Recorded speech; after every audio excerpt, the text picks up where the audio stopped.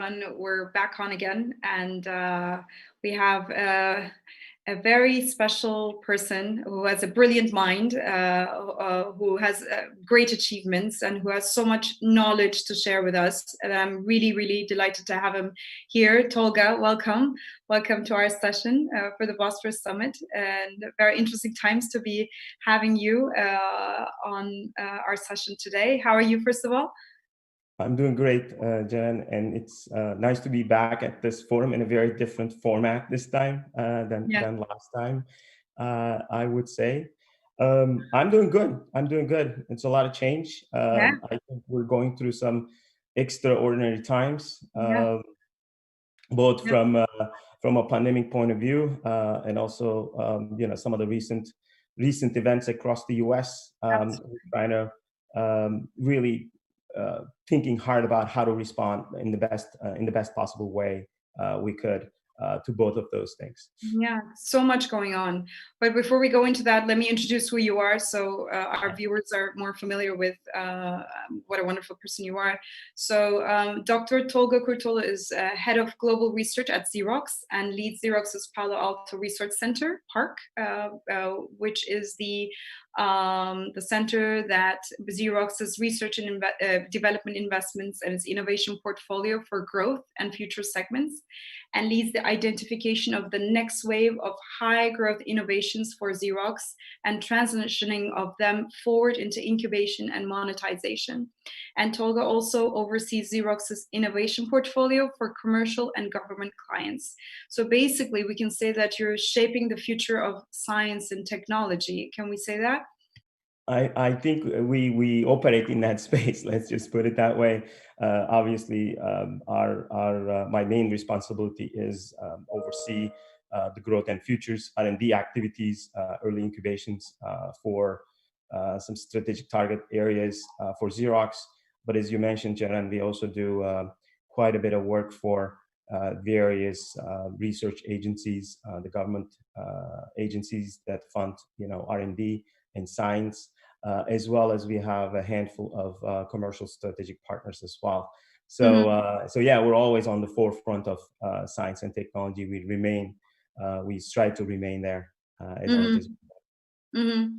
I mean, I feel like science and technology is going to have a bigger role in the future with all this unrest that we have. First, we had the coronavirus, and we're still handling that. And on top of it now, especially in the US, you're seeing all this protest and unrest, and people standing up for more human rights and more equality, and rightly so, I believe. But how are you experiencing it from a personal point of view? First of all, is everything safe there? How are the streets? How is it in the Silicon Valley right now? And from the company point of view? Yeah, so obviously we're very, on a personal note, very, very saddened and disheartened to see what's going on, right? So I think racism and discrimination, these are not new. They have been around for a really, really long time. Having to witness what's going on in the US today, it just makes us all very, very sad. Certainly me at the personal level as well. In terms of safety, we're okay. Me and my family, we're doing fine. Unfortunately, that's not the case for everybody, as I'm sure you've been following through the news channels, etc. From a company point of view, we don't take this lightly at all. Xerox has a long-standing history of being one of the best companies for diversity and inclusion. And our CEO, John Vicentin, said yesterday, that we're looking for the right, sort of communication and connection with respect to, the recent events. Our CHRO is leading an effort to define specific actions on how we're going to help. So we're looking, we're doing some internal communications with respect to, what we're observing. And reinforcing the message that we need to listen to each other. We need to learn about each other. We need to we need to understand each other. And once one looks at that picture, we hope that everybody will see there's more things that unites us than divides us. And on top of that, like I said, our CHRO is leading a team so that we will come back with some specific set of actions on how we think we can help and what our message is going to be. Yes. On that yeah, everybody says muted, but I think this is a time when, like you say, first we have to listen, but also speak up for more equality and more rights. And you and I, coming from where we come from, and we're coming from kind of like the middle of the world, and we've grown up in such diversity around us that probably we kind of resonate more with what they stand for. And I think for Xerox to have someone like you there also proves that, yes, they stand for diversity.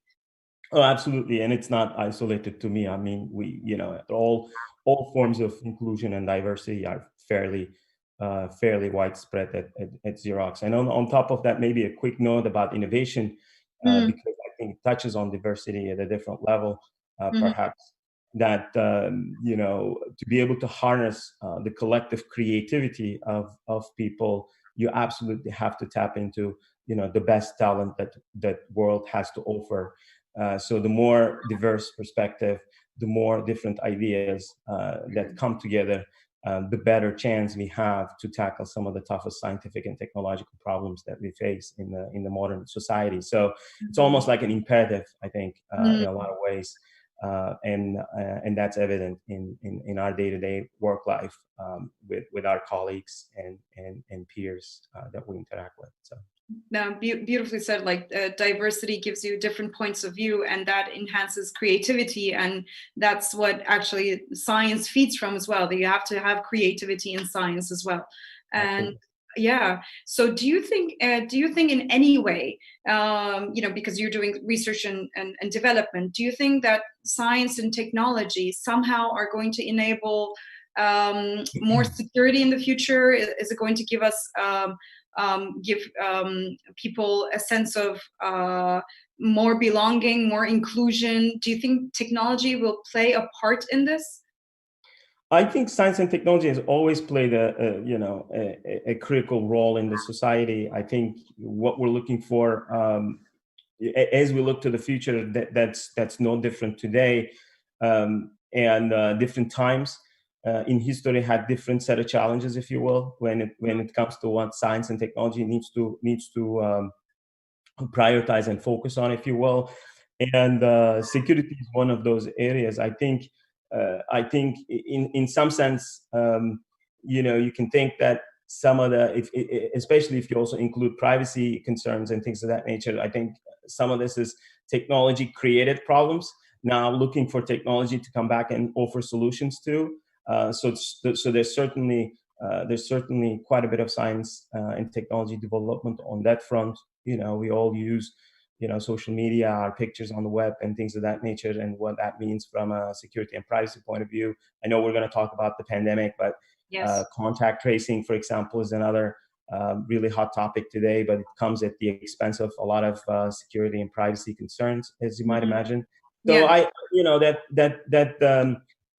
that theme of security, I think, is going to continue to be a dominant topic in science and technology going forward. No question about that. And again, we also see with some of the new technologies that are required. I think all the collaboration tools that we're using, Zoom now, people are using different tools to kind of come together even when physically distant from one another, and really leverage technology there. So this large scale experiment, if you will, that forced millions of people come together and conduct work on a day-to-day basis, created another front in the security research, if you will, as to how to do that in a most secure way. As you might imagine, a lot of conversations are happening that would normally not be happening on an online platform. For example, a lot of data is being exchanged on digital tools, collaboration tools that normally doesn't have this level of intensity, etc. So So again, when I look at sort of under the broader security umbrella, there's many forms of it that certainly requires further research and further technology development. Yeah, it's true, and it's like you guys are at the forefront. We can say at this fourth industrial revolution that it's on its Yeah, way. You have the Internet of Things. We have machine intelligence that are driving it, and yeah, you're working to enable this mass transition and data collection at a scale, like you said, is going to be a very important part of it. The way to use it to develop actionable insight is going to be important. That's going to be the backbone of new systems that will be created.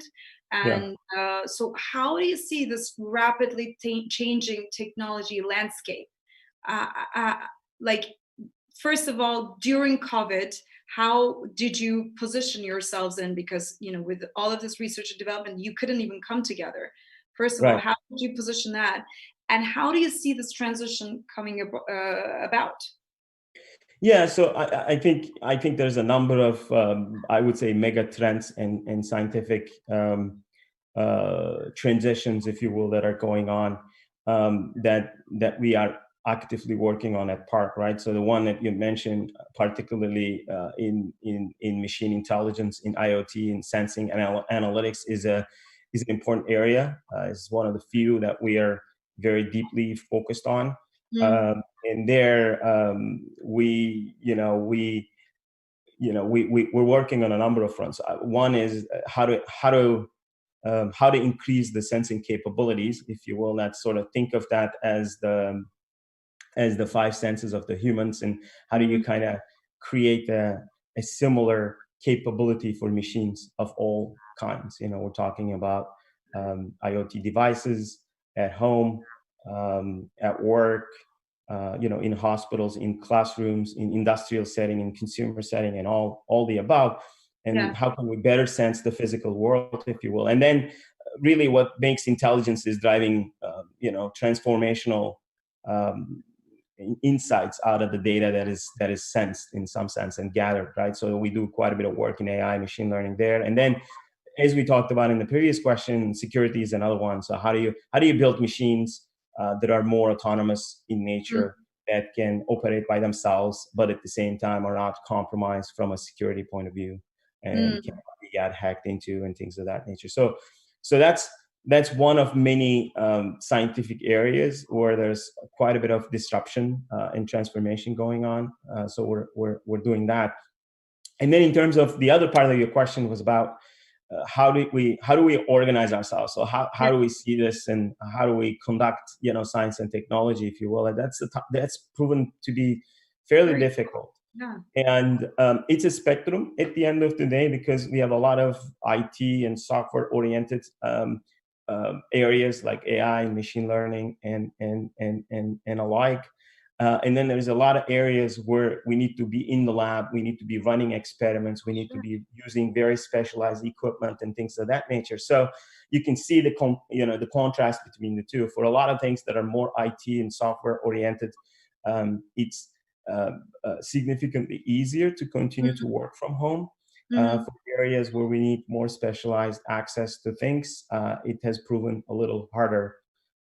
But I think to our surprise, and me and my leadership team, we've obviously, as you might expect, spent quite a bit of time yeah. in engaging our teams, and I think all in all, I've been pleasantly surprised by what technology enabled us at this scale. That How so? the working from home, um, for an R&D organization, for a research organization, has proven to be fairly effective so far. Mm, Again, not to say that we didn't have our challenges and whatnot too, but even in that, we've channeled a lot of our creative minds and scientists to go back to the drawing board, and go back to more the creative side of the process, if you will, to come up with new ideas and things of that nature, in the absence of them having access to physical access to being able to go in the labs and things like that. So I would say we've been fairly busy, and we've been fairly creative in think about what's up and coming, and what would the future look like. Will we see maybe more of virtual reality in the future? Are we going to experience more of that?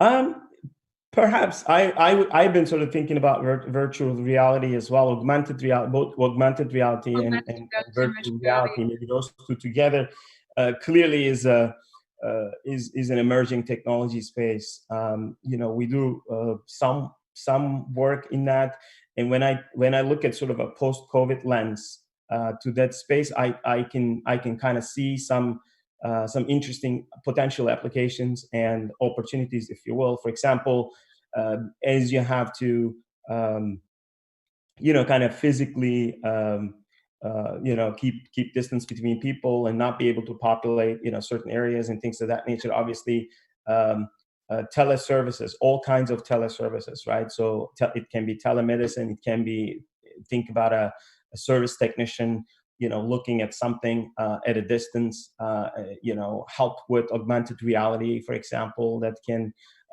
actually do the work without having to be there physically, Yes. etc.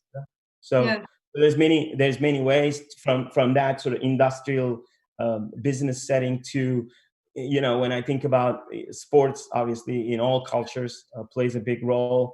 Now it almost completely halted, if you will. So if you cannot go to stadiums, if you cannot go to, it's not only sports but also cultural events, music, concerts, and things like that. Can we develop technologies where we can just have the luxury of sitting in our living room and still have the same experience as we would have had if we were in a stadium or a concert venue, right? So there's a bunch of questions that one can kind of ask about how augmented reality, virtual reality can help in the future. Yeah, I mean, we've seen, for instance, that a doctor will probably be able to operate, do a surgery at the other side of the world Yeah, through using, yeah, some sort of virtual slash augmented reality. So, yeah. are we going to see this? Is this sci-fi, or is this real technology?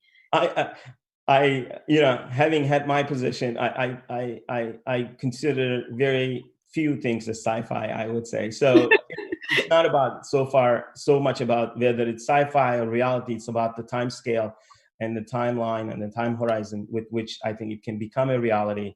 A lot of ideas start off like that without having, many of the answers along the way, and that's what we do, right? So that's how you progress in science and technology. So, but remote surgical procedures, like I said, telemedicine is already happening, right? So where doctors don't need to be in the hospital setting, in a clinic setting with their patients, and they can already connect with them via technology and do diagnostics and prescribe medicine and things of that nature. So surgical robotics is already a field. It has a certain level of maturity. Obviously, the more complex it gets, the more science and technology would be needed. But a lot of these things are within the realm of our possibilities that we could see. We're already seeing to a great extent, and we could see in the next 3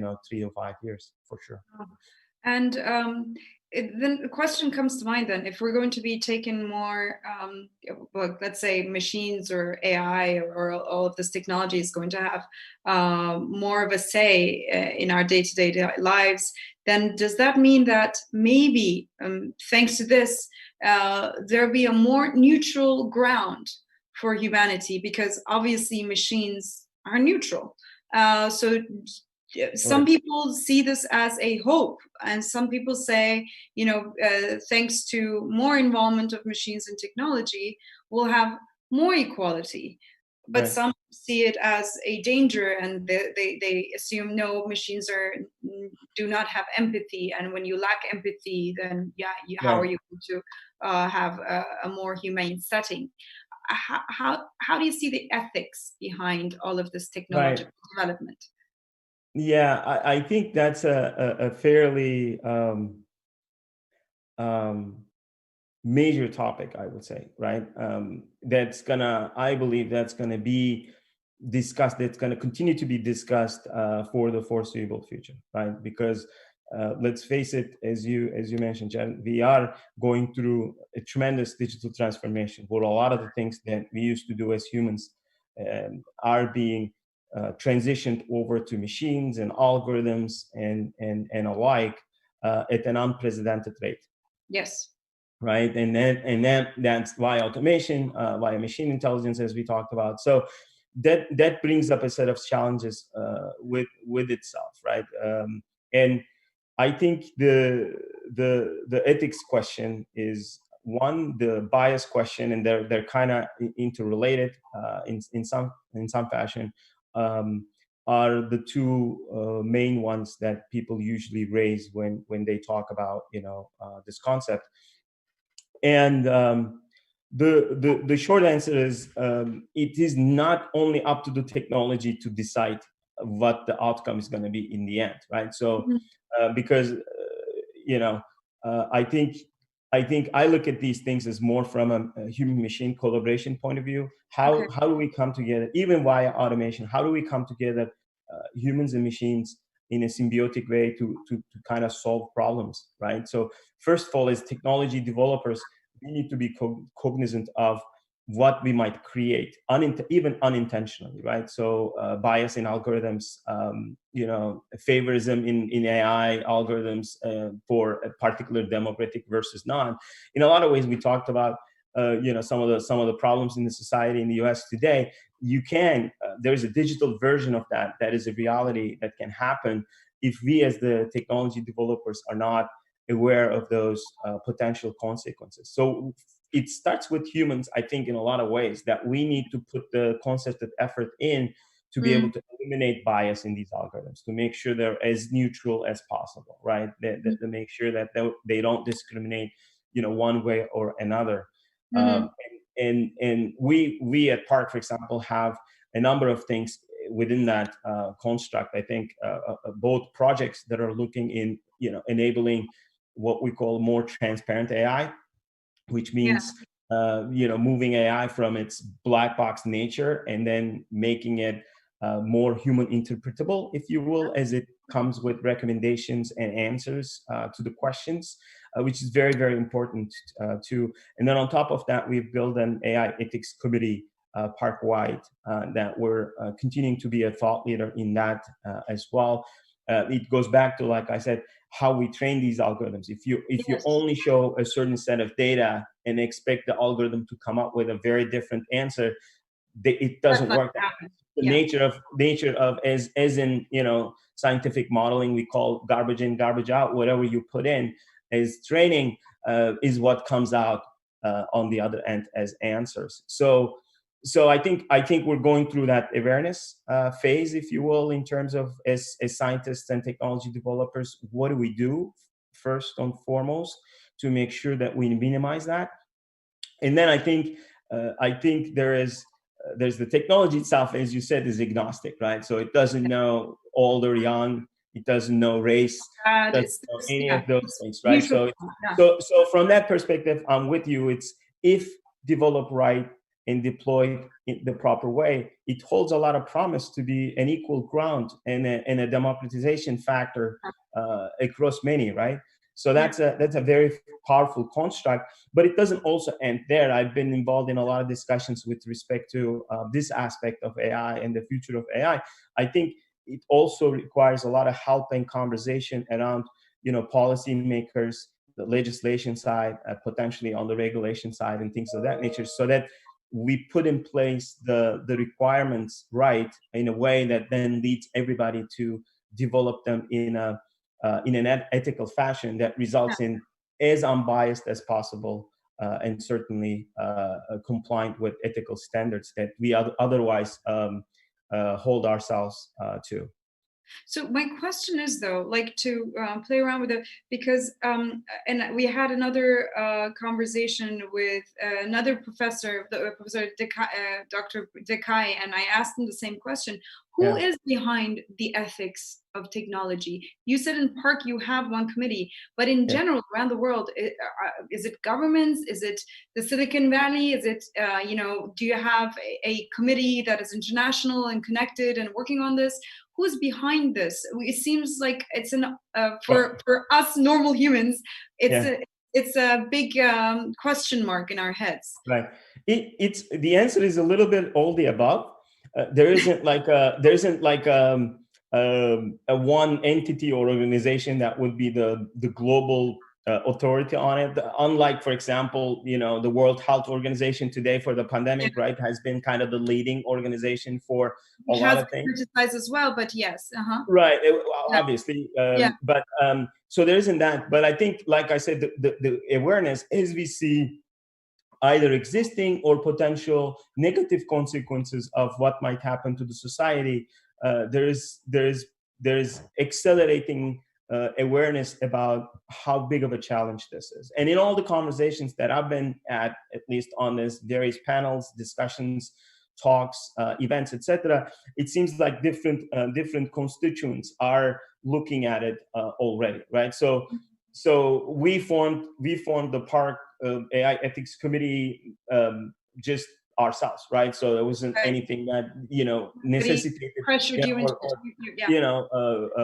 asked us to do that. We decided, we do a lot of AI research. We want to be really forward thinking and continue in our thought leadership in the AI domain. And one of the ways to be able to do that is actually conducting and subjecting ourselves to a set of things as we do that. So that's one. Silicon Valley companies, it's a range. Obviously, the big tech is across the globe, but a lot of it is here in Silicon Valley. So there's a lot of that, obviously, and different companies, are doing different things to address it at the highest level. And then legislators and policymakers clearly are looking at this as well. I know pretty well that EU doesn't take this lightly at all. There's a lot of work that's going on in Europe and the rest of the world as well. And there's academic communities that are coming together, across organizations, if you will, that have built AI bias and ethics committees and things like that too.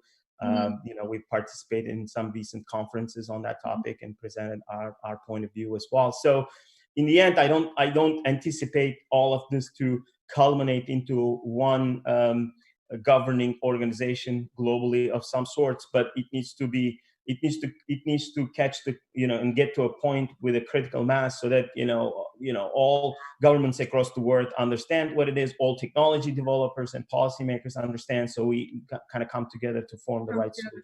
That actually gives me hope. Like technology and governance interacting gives us more hope, especially in what we're seeing in the world right now, especially in the States. Yeah.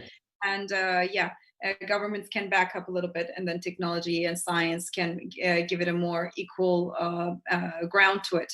Now I want to go into the whole Corona phase, the COVID-19 phase.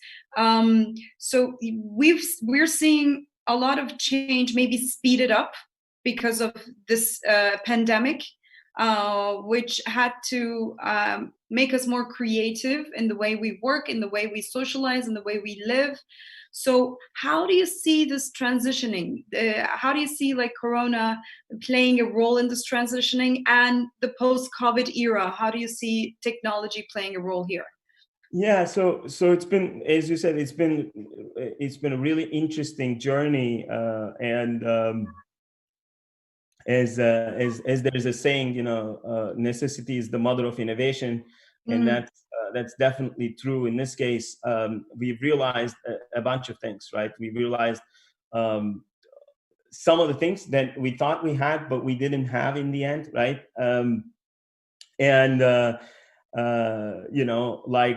Like the development timelines for a vaccine, for something like that. Despite all the progress in technology, it's still a process, and it cannot happen overnight. And now, not only in that area, but many other areas of science and technology, I think we see a great deal of acceleration to develop new solutions and things of that nature. And I'll come to that in the end. We've been doing some work in that space as well. At the same time, on the other hand, there's also a lot of things that we didn't realize we had at this level. Like I said, this whole working from home and all the digital tools and things of that nature, to a great extent, proved that we have the digital infrastructure to be able to kind of work efficiently. It's not, in my own view, nothing replaces true needs to, face-to-face and in-person interaction with another human being. But that said, for a lot of purposes, we've continued to be able to operate, and the digital infrastructure and the technology is what enabled that, right? So I think some of that will continue. If I think about the post-COVID world, one of the first things for more corporations and enterprises is digital transformation. So a lot of people that didn't want to put in the IT, the IT capital and the effort going through the digital transformation are now realizing that it's a must. They already had to make some of those investments to be able to continue work, under a work from home paradigm. So I think that's going to continue. This only accelerated the digital transformation journey for all. What I observe when I talk to the business world, especially like medium-sized businesses or smaller-sized businesses, I don't even think that they understand the concept of digital transformation. What is digital transformation? Like, what is it that for our viewers, like, what is it that they'll have to do to digitally transform? I don't think many of the business world understands the concept yet. Right.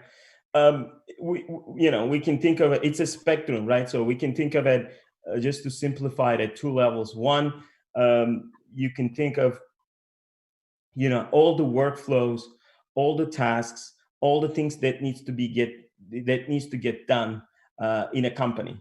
That may be payroll, IT infrastructure.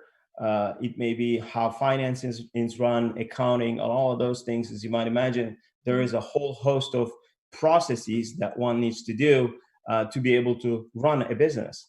Yes. So in simplest form, the digital transformation is taking all of those processes, which are mostly manual, etc., and then digitizing and automating them to a great extent. And in a lot of ways, we see this as a cloud transformation as well. If you have it already digital, but in a different setting, the most modern way of doing it is taking all of those things and putting onto the cloud and building that digital infrastructure. So things are very, very simple. You can manage your supply chain, you can manage your IT services, your finance, accounting, your customer relationships, and all of those things. The second is, and there's, as you said, there's a lot of companies that are kind of still going through this sort of most basic form of digital transformation. The other one, in my mind, is more about not internal but external. How do I move from the kind of the old economy, and my products and services are more and more on a digital platform? How do I leverage the digital world in a way that I build products, I build software, I build services that are kind of natively digital in nature? I mean, there's great examples of that, right? Uber and Netflix and Airbnb and others, where all these conventional industries have been transitioned into a very different digital model. So those two things are typically what people refer to as digital transformation. Even events, like instead of having it like face to face in a physical format, we can have it online and actually reach much more number of people than we would in, let's say, in a hotel setting or a convention center. So it's true, it opens up more space for people, but this creates also this insecurity, because it means that we will not need accountants. Maybe We will not need as many lawyers. We will not need as many workers, because if we have automation, if we have robotics, then you're not going to need manpower anymore. So this whole transition, this whole revolution means a lot of change in the workplace. Do you, in the Silicon Valley, do you have studies for this? How do you see that that change happening in terms of employment or unemployment? Yeah, it's another hot topic of debate, as you might imagine, what comes with that type of digitalization and automation. And I think there's sort of different schools of thought when it comes to that. And I'm talking broadly, about different views in Silicon Valley. There's a group of people that sees a great deal of uncertainty for the workforce. And for unemployment, and they have been, there's like policy development and advocacy around things like universal basic income. So because technology and science, ultimately leads to, or should lead to, productivity gains. So your economy should continue to grow, etc. So you're generating wealth. The question becomes, how to kind of distribute that. Right, and that's a tough problem. It's been a tough problem since I think since the very first days of economics, if you will. But that's one aspect of it. And one school of thought, as this increases, we need to be cognizant of job displacement, and we need to come up with the right answers as to how to address that. And the other piece of it is technology, and the other school of thought, if you will, is technology leads to creation of new categories of jobs, right? Now, I've hired a couple of years back a cybersecurity officer for the entire organization. That's just one example of a role, a title that didn't exist, a while back, right? So maybe that's kind of a one-off example. But my point is advancements in science and technology also leads to creation of different types of jobs as well. So, and very different jobs of the digital area. And I've seen a lot of studies about what those future jobs are going to be, and job descriptions and names and things of that nature too.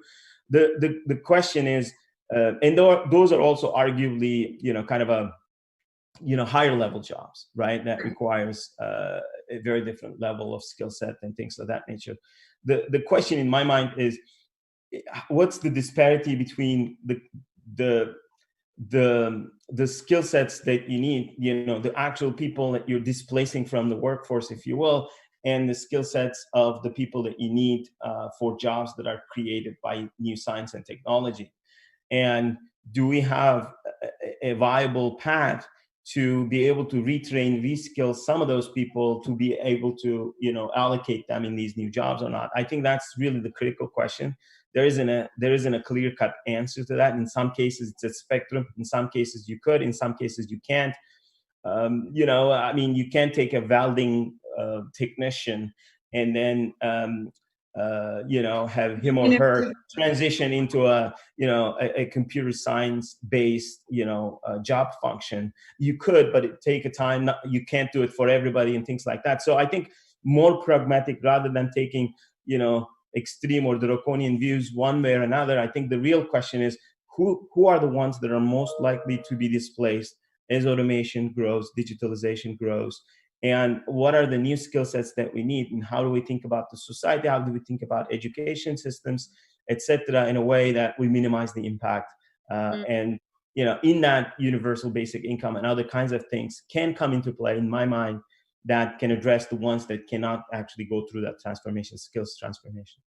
And what are they? What are the top of the list? What are the top of the list in terms of this? The ones that will lose and the ones that will be. So the ones, for in general, and there's a lot of studies about that. In general, I think there are some job categories that are most prone to negative impact by automation. I think automation is really good today in highly repetitive tasks that are kind of defined in a highly structured environments and things of that nature. So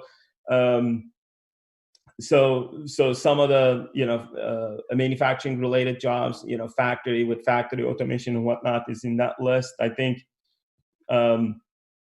AI is coming in a lot of fields. May that be kind of legal, medical. I think a lot of those kind of a first level, if you will, administrative and let's call it cleric, more process-oriented things are much easier to automate. So I think that's another broad category. Autonomous driving is always cited as one of the top ones. I think in the US, for example, truck drivers are the number of truck drivers and truck driving as a job is in millions. So that's one can imagine if a fully autonomous self fleet of trucks were to overtake, that's going to pose a real threat as well. And again, I think the crux of the problem is realizing what those are, who these people are, what skill sets that they have today, and how to think about helping all of those demographics for success in the future. I mean, the transition has to be very, very innately handled, because if we're seeing unrest today, imagine when there's a higher number of unemployment, then the unrest is going to increase.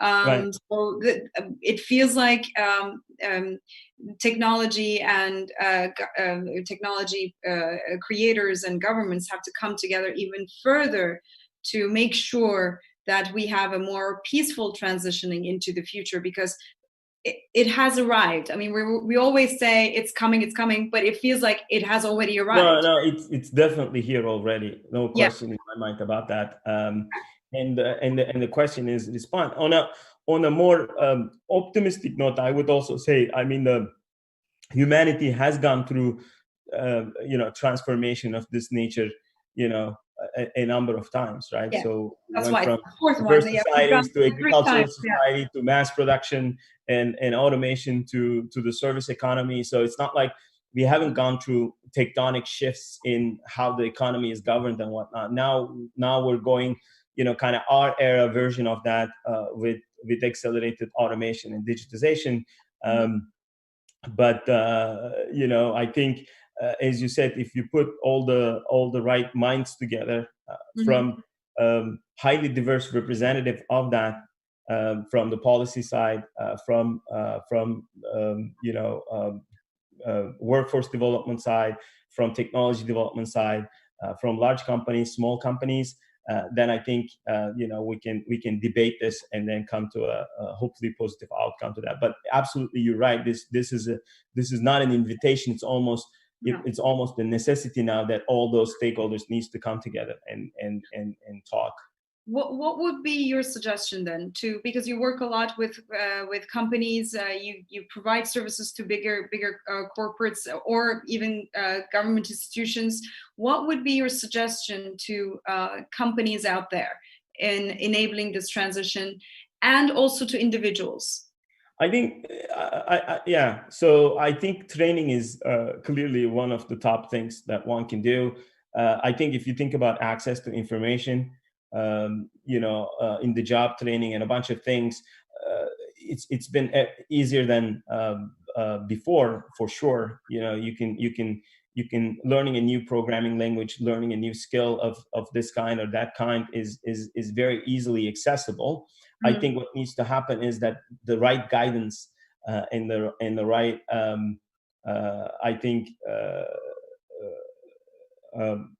environment for companies to allow their employees. I think that kind of a constant learning and constant training, particularly in new digital skills, is very, very important. So I think all the companies needs to make sure that they understand, because if they don't go through the digital transformation, they're going to be disrupted. So the end is just as bad, if you will, from that perspective. So I think that is one of the keys that can be taken on individually at an individual level, as well as at a corporate level, for companies of all sizes to continue to train and educate and kind of arm their people with the right digital skills, if you will. The other piece of it is, I think this is more on the more speculative side, if you will. Some of the large tech companies, which are perhaps on the forefront of causing some of this disruption and displacement in the workplace, could be the ones that have to accommodate some of those people, and then retrain and reskill them and things of that nature as well. So that seems to me a fair at least topic that could be discussed as part of the solution. It won't be the solution in itself, but it could contribute moving in the right direction. And so what kind of a picture would you draw for us, for instance, for the next 5 years, like 5 years later? What is the picture from there? Because you guys are way ahead in the game, and you in Palo Alto, when I speak to anyone there, they think that we are aware of what you guys are going through, but we are not. So what's the picture that you see for the future in the next 5 years? On this particular topic, or in general? No, in general, from the technological advancement point of view. Yeah, I think all of the major trends that we see today are gonna go, are gonna continually increase and accelerate. I don't think we will necessarily slow down on any of the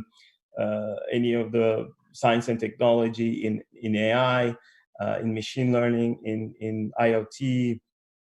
And there's new ones that are coming out. 5G, quantum computing, and whatnot. So I don't see that slowing down in any way. In fact, if anything, the COVID-19 reminded us that we can go faster, we can do more with less, we can do more with even when physically distant from one another and whatnot. So there's going to be a set of learnings from all of that. And I think Silicon Valley is going to continue to be the heart of science and technology and innovation, and continue to push the frontier on all of those things. At the same time, I think for some of these aspects that we talked about, whether that's bias and ethics in AI, whether that's how to counter automation and digitalization for the workforce, as technology accelerates, I think it's fair to assume that some of those conversations continue to be on the forefront, and they will accelerate as well. What the outcome will be, it's for all of us to wait and see. Yeah, it's going to be an interesting experience for all of us. Do you think we learned anything during this COVID experience? Did we receive any lessons, do you think, or are we still waiting to learn our lessons? Well, there's always lessons in any crisis of this magnitude. I think by and large the world was not ready to appropriately respond to what had happened, despite the fact that there's been early warning signs and discussions, particularly in the scientific community, about warnings of a potential devastating impact of a pandemic. So I think we hopefully learned lessons to be better prepared for next time. It's always tough to make the right trade-offs when it comes to kind of a low probability, high impact events like a pandemic. But I think it could not be dismissed, and what we've lived through over the last 6 months or so certainly proves that you cannot dismiss it. So you have to be ready for it. That's one. The other one is I think on that first one, leadership goes a long way as well. I think there's very different type of response from different parts of the world in how different regions, different countries, different cities, different communities have responded to this. And when I look at it, it just was a lesson learned in the importance of strong and steady leadership when it comes to this. That's another lesson. On more on the technology side and on the human side, I'll give you two other lessons. On the technology side, again, it created a lot of need for technology development to accelerate. So we've seen we can do much more, much faster. We've seen entities that are seemingly super competitive with one another come together. Like Google and Apple on a tracing, technology, contact tracing technology development. So there's perhaps more bridges than we normally realize for coming together to do good for the humanity and for the society. So let's not forget that. And then the last one is maybe hopefully I speak for everybody. Is also has been a big reminder for the social aspect of our lives, or the lack of, hopefully made us all realize that above everything, we're all social creatures in nature, and that there's nothing that really replaces, no technology, no tool that really replaces the human connection. And hopefully that would be the main lesson that comes out of it at the end of it all, because I think that's very, very powerful construct. And as we continue to develop technology and science and all of those things, we should just remember that no matter what we do, it's very, very hard to replace that human interaction. That human interaction, which we hope will be more peaceful, especially in the light of what's happening today. And do you see a phase of normalization coming anytime soon, or do you think the unrest will develop even further? Hopefully,